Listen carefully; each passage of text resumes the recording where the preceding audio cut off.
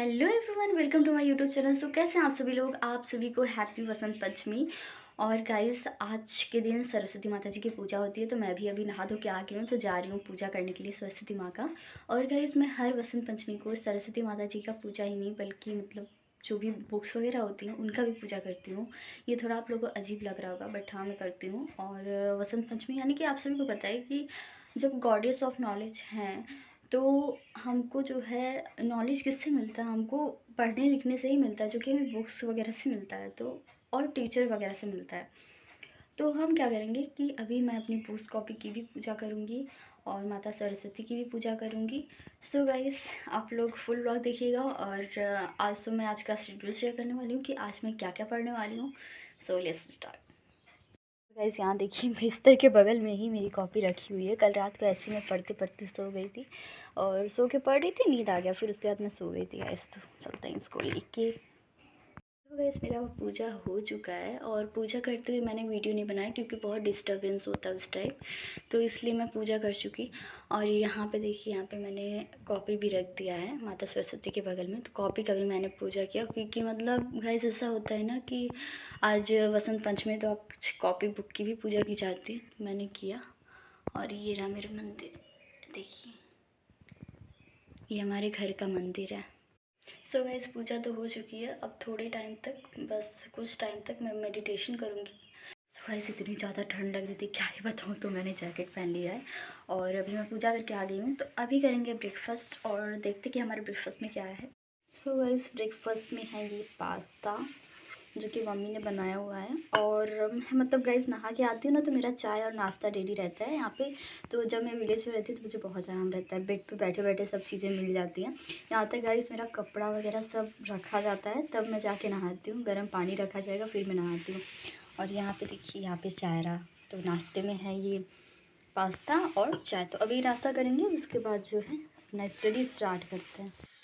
So guys, मैं छत पे आ गई हूँ स्टडी करने के लिए, क्योंकि नीचे बहुत ज़्यादा ठंड लग रही थी, तो मैं छत पे आ गई। और गाइस, मुझे ना खुले आसमान में पढ़ना बहुत ज़्यादा अच्छा लगता है, खुले आसमान के नीचे बैठ के पढ़ना। और बचपन में भी मैं ऐसे छत पे ही पढ़ती थी, क्योंकि चाहे गर्मी रहे चाहे ठंडी, मैं छत पे ही आके पढ़ती थी। गर्मियों में क्या करती थी गाइस, मैं सीढ़ी पे बैठ के पढ़ती थी। तो मैं अपने बचपन की स्टोरी सुनाऊंगी, बहुत ज़्यादा इंटरेस्टिंग है मेरी स्टडी वगैरह लेके मेरी स्टोरी जो है। तो मैं आप सभी को बताऊंगी मैंने क्या क्या अपने लाइफ में अचीवमेंट क्या क्या किए हैं, स्टडी टाइम पे मेरी अचीवमेंट क्या क्या रही है। तो उन सारी चीज़ों के बारे में बताऊंगी। आप लोग अगर चैनल पे नए हो तो प्लीज़ सब्सक्राइब कर दीजिए। ये बहुत सारी इंटरेस्टिंग स्टोरी जो आप सभी के साथ शेयर करनी है मुझे लेके, और बहुत सारे आप लोग के क्वेश्चंस भी हैं। तो गाइस, मेरा फर्स्ट लॉट स्टार्ट हो जाता है, और मैं पढ़ रही हूँ करण जी की, क्योंकि बहुत सारे लोग का ये क्वेश्चन था गाइस कि करण जी के कितने मंथ के पूछे जाते हैं। तो देखिए, एसएससी एमटीएस के एग्जाम में 6 मंथ के करंट अफेयर्स आते हैं। और guys, GK tricks YouTube channel से मैं करंट अफेयर पढ़ती हूँ, आप सभी को मैंने बता दिया था। तो जीके ट्रिक्स यूट्यूब चैनल आप सर्च कर लेना, वहाँ पे current affair separate separate month के मिल जाएंगे। तो ये तो रही बात की बात। लेकिन बहुत सारे लोग ये पूछ रहे थे कि करंट अफेयर 6 मंथ का इनफ है। तो हाँ गाइस, इनफ है 6 मंथ का, बट आप 1 ईयर का करंट अफेयर करना, क्योंकि देखिए 2025 में एग्जाम हुआ नहीं है हम लोगों का, 2026 में होने वाला है। तो 2025 का पूरा करंट अफेयर आपको जनवरी से लेके दिसंबर तक कवर करना पड़ेगा, क्योंकि क्या पता कि जनवरी से लेके वो जुलाई तक, या जुलाई से लेके दिसंबर तक कब का करंट अफेयर दे दे, कोई भरोसा नहीं है। तो मैं आपसे रिक्वेस्ट करूंगी, प्लीज़ जो 2025 का 1 ईयर का करंट अफेयर है, आप उसकी वीडियो देख लीजिए जीके ट्रिक से, वहाँ पे मिल जाएगी। तो आप उसको कवर कर लो अच्छी तरीके से, ज़्यादा प्रॉब्लम नहीं होगी। क्योंकि अगर मान लीजिए आउट ऑफ आपने अगर 6 मंथ का करंट अफेयर किया और उसके आगे का करंट अफेयर दे दिया, तो बहुत ज़्यादा प्रॉब्लम हो जाएगी। एग्जाम में क्या है ना कि आपका एक एक मार्क्स बहुत ज़्यादा ज़रूरी है।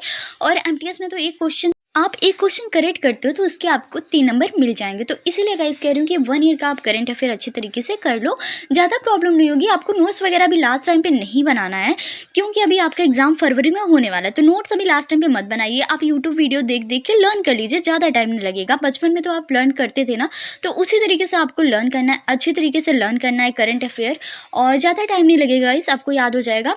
एक एक लेक्चर आप अच्छी तरीके से कवर कर लीजिए। एक दिन में आप 2-3 लेक्चर ऐसे करके कवर करो, लर्न करो उसको। और आपके पास 24 आवर्स है, तो आप दीजिए 3-3 घंटे करंट अफेयर्स को दीजिए, बाकी टाइम आप बाकी चीज़ों को दीजिए। क्योंकि करंट अफेयर जब तक आपका कवर नहीं हो जाता, तो प्लीज़ करंट अफेयर पे आप फोकस करिए, क्योंकि क्वेश्चंस आ रहे हैं 3-4। गाइस, मेरा जो 5 घंटे का स्लॉट है वो ख़त्म हो चुका है। और गाइस देखिए, कितनी ज़्यादा धूप है ऊपर, ये देखो आप, बहुत ज़्यादा धूप है। और अभी मैं कॉपी लेके बैठी हुई हूँ, और अभी मैं उठ भी नहीं सकती, क्योंकि मतलब अभी इतना ज़्यादा पढ़ना है ना गाइस, बहुत सारी चीज़ें, बहुत सारी टॉपिक्स यहाँ पे बची हुई हैं, तो उन सारी टॉपिक्स को ख़त्म करके तभी उठेंगे।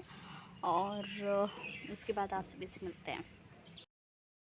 सो गाइस अभी मैं नीचे आ गई हूँ क्योंकि छत पे बहुत ज़्यादा धूप था, तो अभी मैं पढ़ने जा रही हूँ एंटीनिम्स सिनोनिम्स वगैरह। तो मेरा क्या था गया इसमें ना कि कुछ दिनों से इंग्लिश में मेरा वोकैब का पोर्शन छूट गया था, क्योंकि मैं प्रीपोजिशन पढ़ रही थी, कंजक्शन पढ़ रही थी, फिर एरर डिटेक्शन वगैरह सॉल्व कर रही थी, फिर क्लोज टेस्ट कंप्रहेंशन वगैरह, फिगर ऑफ स्पीच थोड़ा सा मैं पढ़ रही थी ऐसे ही। अभी आगे आप सभी को ये भी बताऊंगी टोन ऑफ पैसेजेस कितने तरीके के होते हैं, वो सारी चीज़ें मैं बताऊंगी, डिस्कस करूंगी। तो गाइस जैसे कि ये सिनोनिम्स वगैरह मैं पढ़ रही हूँ अभी इस टाइम, और एंटोनिम्स में मुझे ज़्यादा प्रॉब्लम नहीं हो रहा है और इडियम्स में भी ज़्यादा प्रॉब्लम नहीं हो रहा, बट मेन चीज़ जो प्रॉब्लम हो रहा है गाइस ना, सिनोनिम्स में मुझे थोड़ा बहुत प्रॉब्लम हो रहा है, क्योंकि मैंने प्रीवियस ईयर जो पेपर्स लगाए हुए हैं और जो मॉक टेस्ट दिए हुए हैं उसमें मेरे सिनोनिम्स गलत हो रहे हैं गाइस, और सिनोनिम्स गलत हो रहे हैं, प्लस जो एरर डिटेक्शन मेरे गलत नहीं होते थे उसमें से मेरे एक दो एरर डिटेक्शन गलत हो जा रहा है। तो मतलब ऐसा लग रहा है ना, थोड़ा बहुत प्रैक्टिस करने की ज़रूरत है। बाकी क्लोज टेस्ट वगैरह गलत नहीं हो रहा है, कंप्रहेंशन वगैरह नहीं गलत हो रहा है, तो ये सारी चीज़ें तो नहीं गलत हो रही हैं, लेकिन जो चीज़ें मेरे मॉक टेस्ट में गलत हो रही है ना, उसको मुझे प्रैक्टिस करना पड़ रहा है फिर से। तो गाइस ये सिनोनिम्स वगैरह मैं पढ़ी थी, जैसे अबैंडन का मतलब होता है छोड़ना, हिंदी में भी लर्न कर रही हूँ, उसका इंग्लिश में भी लर्न कर रही हूँ, relinquish, give up, abdicate, forsake, quit, इन सभी का मतलब होता है अबैंडन। फिर एबडक्ट मतलब क्या होता है ये भी मैं पढ़ रही थी। तो बहुत सारी चीज़ें मतलब इसमें वोकैब का पोर्शन दिया हुआ था, तो वो सब मैं लर्न करी थी। जरूरी नहीं है कि आप जिस बुक से मैं पढ़ी हूँ उसी बुक को फॉलो करिए, आप किसी भी बुक से पढ़ सकते हो, चाहे वो ब्लैक बुक हो चाहे कोई भी, तो उस बुक से आप कर सकते हो। अगर आपके पास कोई भी बुक नहीं है तो आप प्रीवियस ईयर पेपर जो है फॉलो कर सकते हो, यूट्यूब लेक्चर से अगर आप कर पा रहे हो तो उससे भी कर सकते हो। तो यहाँ पे जो है देखिए वोकैब का पोर्शन पूरा दिया हुआ है और बहुत सारे वोकैब्स यहाँ पे दिए हुए हैं। सिनोनिम्स तो यहाँ लगभग गाइस बहुत सारे दिए हुए हैं। सिनोनिम्स यहाँ पे मतलब टोटल आप सभी के 278 सिनोनिम्स दिए हुए हैं, तो मुझे लग रहा है कि इनफ है। बाकी मैं पीवाईक्यू वगैरह से क्वेश्चंस लगाई रही हूँ, सिनोनिम्स वगैरह ना सब सेपरेट करके मैंने एक कॉपी में पीवाईक्यू का पूरा सिनोनिम्स एंटोनिम्स लिखा हुआ है, तो आप लोगों को सेंड कर दूंगी टाइम मिलेगा तो जो इतने भी पीवाईक्यू के मतलब प्रीवियस ईयर के जो भी synonyms antonyms one word substitution थे, वो मैंने एक कॉपी पे ना पूरा करके लिख लिया है। मतलब इतने महीने से मैं यही कर रही थी कि जितने भी प्रीवियस ईयर थे, तो मतलब एमटीएस के उसमें से उठा के मैं जो है एंटोनिम्स सिनोनिम्स लिख रही थी। कुछ मैंने सीजीएल के भी एंटोनिम्स सिनोनिम्स वगैरह लिखे हुए हैं। 2 घंटे इंग्लिश का रिवीजन करने के बाद गाइस मैं हिस्ट्री पढ़ी थी। हिस्ट्री में अशोका के बारे में पढ़ी थी। तो अशोका में तो बहुत सारी टॉपिक्स मैंने पढ़ा, जैसे अशोका में कुछ इंपॉर्टेंट की पॉइंट्स थे, वो सारी चीज़ें पढ़ी, जैसे भद्र बैरात राजस्थान में जो उन्होंने शिलालेख बनाया हुआ है, मगध का सम्राट इनको कहा गया। 261 बीसी में कलिंगा वार हुआ था, जिसमें कलिंगा पर आक्रमण किया गया उड़ीसा में। तो कलिंगा गणराज्य डेमोक्रेटिक कंट्री थी। ये सारी चीज़ें मैं पढ़ रही थी, और अशोक की नीति वगैरह मैं पढ़ रही थी, जैसे युद्ध से पहले वो भेरी घोष था और युद्ध के बाद धम्मा घोष हो गए। धर्म का उन्होंने प्रचार वगैरह किया, अपना हृदय पर परिवर्तन किया, फिर अहिंसा का मार्ग पकड़ लिया अशोका ने। तो ये सब चीज़ें गाइस ना जब अशोका के बारे में पढ़ी थी मुझे बहुत अच्छा लग रहा था।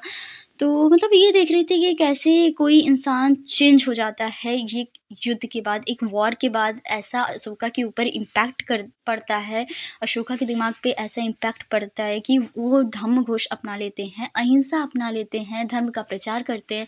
तो बहुत अच्छा लगता है गाइस ये सब चीज़ें पढ़ के। कभी कभी तो गाइस मैं हिस्ट्री जब पढ़ती हूँ ना इन सब चीज़ों के बारे में, तो मैं उसी में खो जाती हूँ। जैसे बुद्धा के बारे में जब पढ़ती हूँ तब खो जाती हूँ, क्योंकि बुद्धा मेरे आइडियल हैं। और भी मैं जब अशोक के बारे में पढ़ी थी तब भी मैं मतलब उसमें इतना टॉपिक में मैं मतलब लीन हो गई गाइस ना, मुझे समझ ही नहीं आया कि अरे यार आगे भी कुछ पढ़ना है मुझे। तो बहुत अच्छा लग रहा था गाइस। और इसमें ये भी टॉपिक था कि अशोका ने जो बौद्ध धर्म की दीक्षा किससे ली थी, तो वो ली थी उपगुप्त से ली थी। तो ये भी सारी चीज़ें बहुत ज़्यादा इम्पॉर्टेंट हैं। और बहुत सारी चीज़ें इसमें इम्पॉर्टेंट थी गाइस। आप लोग हिस्ट्री कहाँ से पढ़ रहे हैं आप लोग बताइएगा।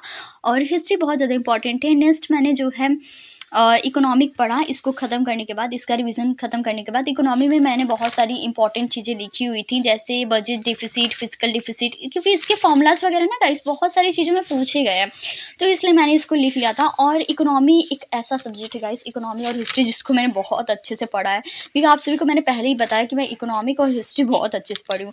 बाकी कुछ पढ़ा हो या ना पढ़ा हो, लेकिन इकोनॉमिक और हिस्ट्री तो मतलब बाप रे कितनी बार मैं पढ़ चुकी। और तो इसमें मैं सोर्सेज ऑफ रेवेन्यू पढ़ी थी फॉर स्टेट, जैसे कि state tax revenue, share in central tax, income from, ये सब सारी चीज़ें पढ़ी थी। जैसे कि स्टेट टैक्स रेवेन्यू में लैंड रेवेन्यू आता है, स्टैम्प रजिस्ट्रेशन, स्टेट ड्यूटी आता है, शेयर इन सेंट्रल टैक्स पढ़ी, फिर income from SC, E services पढ़ी, एक्सपेंडिचर ऑफ द सेंट्रल पढ़ी जिसमें प्लान एक्सपेंडिचर और नॉन प्लान एक्सपेंडिचर आता है, तो ये सारी चीज़ें मैं पढ़ी थी। और ये सब सारी चीज़ें जो इकोनॉमी वगैरह है गाइस, ये सारी चीज़ें मैं लूसेंट से ही पढ़ी थी। और जो हिस्ट्री है, हिस्ट्री तो मैं वैसे गार्गी मैम से पढ़ी थी। बाकी जो ये लूसेंट का जो बुक था उसमें से भी मैंने हिस्ट्री पढ़ा हुआ है, तो इसीलिए मैं कह रही हूँ लूसेंट से भी मैंने हिस्ट्री पढ़ा और टीचर से भी क्लासेस ली हैं यूट्यूब पे, इसलिए मैं कह रही हूँ कि हिस्ट्री इकोनॉमिक तो बहुत ढंग से ही पढ़ा हुआ है मैंने। बाकी तो मुझे नहीं पता, क्योंकि मुझे स्टैटिक जीके में थोड़ा बहुत गाइस प्रॉब्लम हो रहा है, क्योंकि स्टैटिक जीके में मतलब ये जो so thanks for watching guys, like subscribe and share my YouTube channel. आप लोग लाइक सब्सक्राइब एंड शेयर जरूर कर देना यूट्यूब चैनल को। एंड ऑल द बेस्ट आप सभी को डियर एस्पिरेंट, आप सभी के एग्जाम्स के लिए, एमटीएस के लिए। सो आज है वसंत पंचमी, इसलिए मैं सरस्वती माता जी से प्रे करूँगी कि आप लोगों का सिलेक्शन हो जाए। So thanks for watching guys, मिलते हैं नेक्स्ट वीडियो में।